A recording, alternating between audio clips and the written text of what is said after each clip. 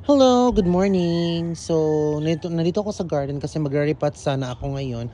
At nakita ko itong aking golden melanoni eye. It's a philodendron golden melanoni eye na ang ganda na niya, as in malaki na po talaga siya ngayon. 'Di ba? See? Hindi ko siya napapansin dati kasi ang liit-liit niyan before.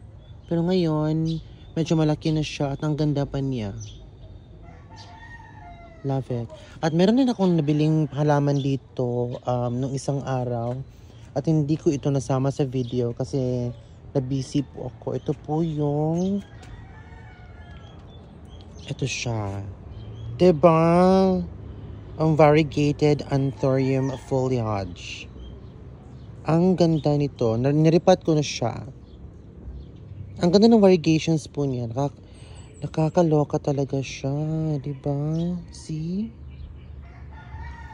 Napapansin ko sa mga panahon ngayon, parang nahuhumaling ako sa mga variegated plants. Dati-dati, hindi ko talaga gusto yung mga variegated plants kasi ano siya, napaka-sensitive nila at napaka-slow grower po talaga nila. 'Di ba?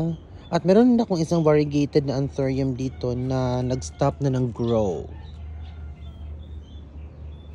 Ito po siya.